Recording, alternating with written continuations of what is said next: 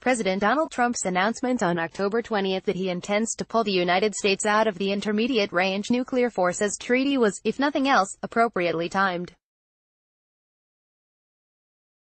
On that date exactly 56 years before, President John F. Kennedy abruptly cut short a midterm campaign trip to Illinois because, the White House said, he had a cold.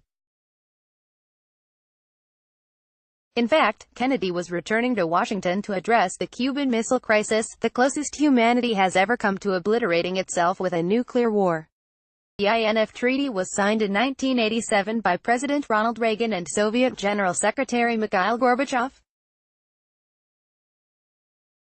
It required both countries to forego any land-based missiles, nuclear or otherwise, with ranges between 500 and 5,500 kilometers. In concrete terms, the treaty was a huge success. The U.S. destroyed almost 1,000 of its own missiles, and the Soviets destroyed almost 2,000 of theirs.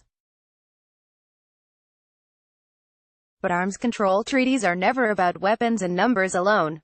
They can help enemy nations create virtuous circles, both between them and within themselves.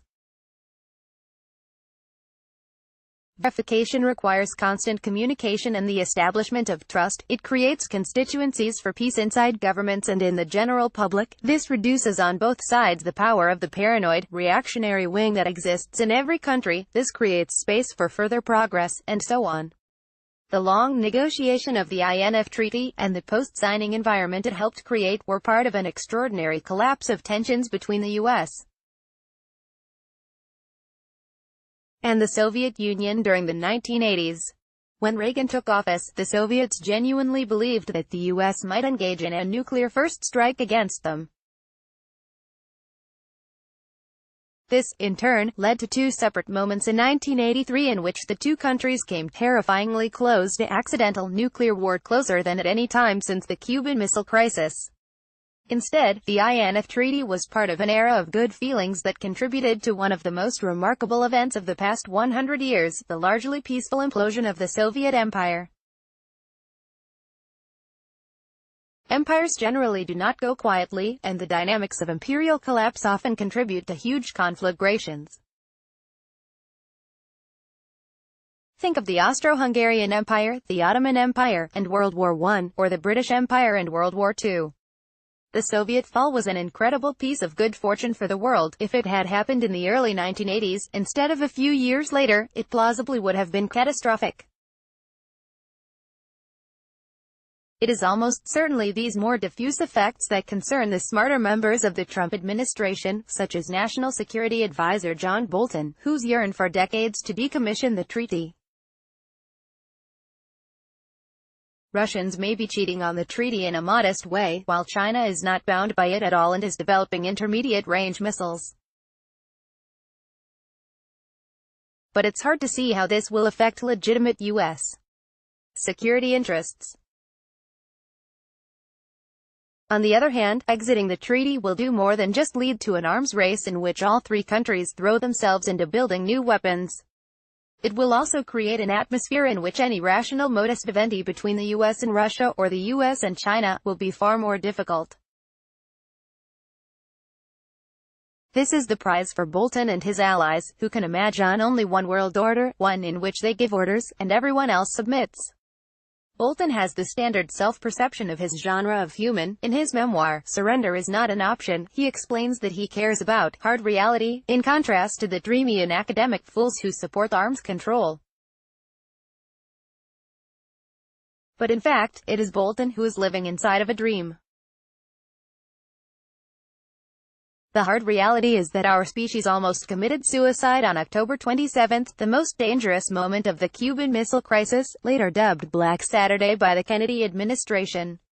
Even with comparative doves in charge of the U.S. and the Soviet Union, we came close to ending human civilization, thanks to mutual incomprehension. And we avoided it, as then Defense Secretary Robert McNamara later said, not by talent or wisdom, but pure luck. Then, we created a false history of what happened, one which allows terrifying fantasists like Bolton to reach, and thrive within, the highest levels of power. President John F.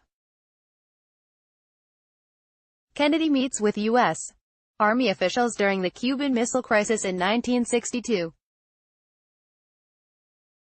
Photo, Corbis via Getty Images. There is a standard story about the Cuban Missile Crisis, at least for those who remember it at all. The perfidious Soviet communists, bent on intimidating the U.S.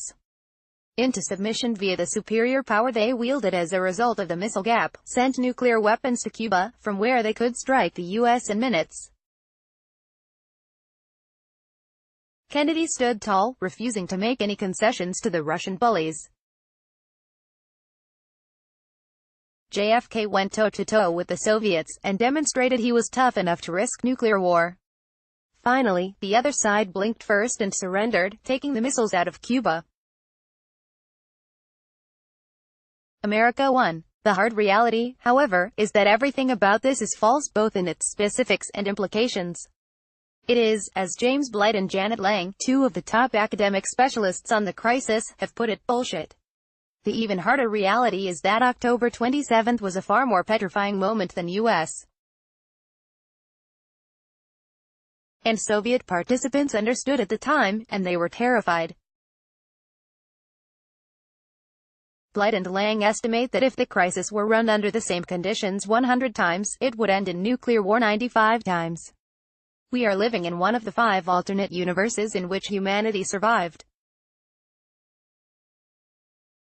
The roots of the Cuban Missile Crisis can be found in 3 main factors: America's overwhelming nuclear superiority, the Bay of Pigs invasion of Cuba in 1961, and the stationing of U.S. intermediate nuclear missiles in Italy and Turkey early on during the Kennedy administration. During the 1960 presidential election, Kennedy attacked the Eisenhower administration for allowing the development of a missile gap between the U.S. and the Soviet Union. There was indeed an enormous gap in the number of intercontinental ballistic missiles possessed by each country, but in favor of the U.S. As of 1962, the Soviets only had 20, and they were of such poor quality that they might not have managed to accurately reach the U.S. The U.S. had hundreds. This made the Soviets believe a nuclear first strike by the U.S., something genuinely supported by factions of the U.S. military and hard right, could leave them unable to retaliate. The Soviets did have missiles, however, that could reach the U.S. mainland from Cuba. The Soviets were also motivated to send the missiles to Cuba because they believed they would deter another invasion attempt. Finally, the Soviets reasonably saw it as leveling the playing field. The American nuclear missiles in Turkey could hit Moscow in 10 minutes. Now, the Soviet missiles in Cuba could do the same to Washington, D.C. The U.S. did not perceive it this way when American reconnaissance discovered the Cuban missiles on October 14. The Joint Chiefs of Staff recommended an immediate invasion of Cuba. Kennedy instead chose to blockade the island. But by October 26, he had come to believe that only an invasion could remove the missiles. The administration began planning for a replacement government in Cuba. All the while the U.S. was acting in the dark, with the CIA concluding that Soviet nuclear warheads had not yet arrived in Cuba to arm the missiles they had. Shortly after midnight, in the early morning of Black Saturday, the U.S. informed NATO that it may find it necessary, within a very short time, to attack Cuba. At noon, a U-2 flight over Cuba was shot down, killing the pilot. On all sides, war, potentially nuclear war, seemed likely, if not inevitable.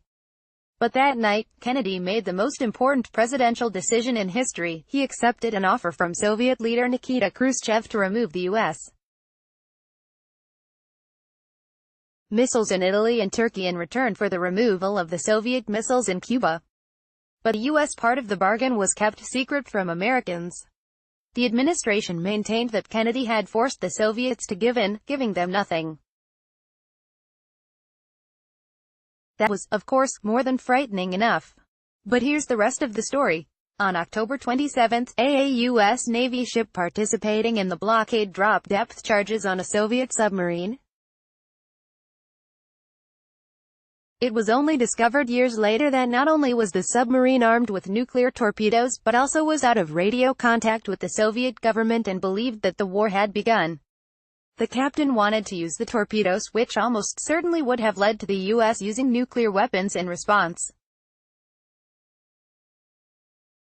However, according to Soviet protocol, the torpedoes could only be launched with the approval of all 3 officers aboard.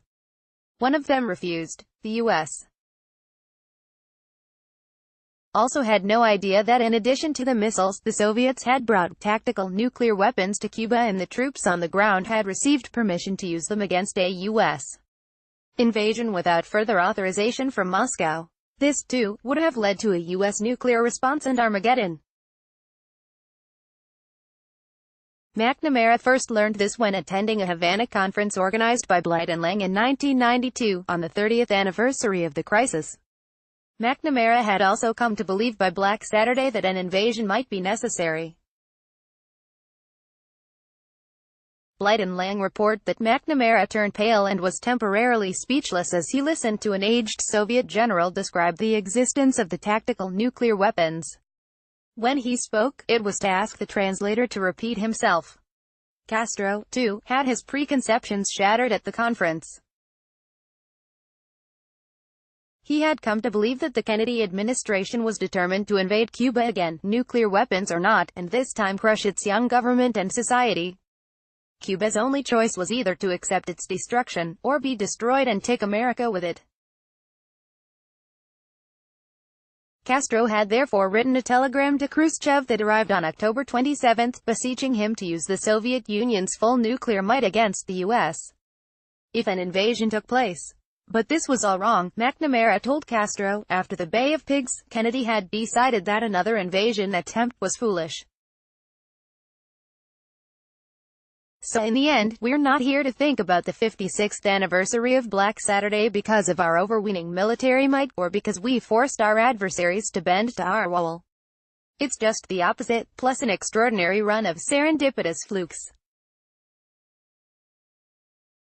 But what we can be sure of is that if people like Trump and Bolton had been in charge in 1962, then today there would be no discussion of the INF Treaty, because there would be no treaty and no one to discuss it.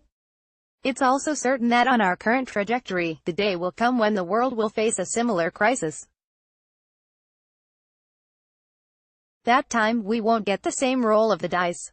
The hard reality of the Cuban Missile Crisis is that, as Blight and Lang put it, either we put an end to nuclear weapons, or they will put an end to us. Top photo, Soviet leader Mikhail Gorbachev, left, and U.S.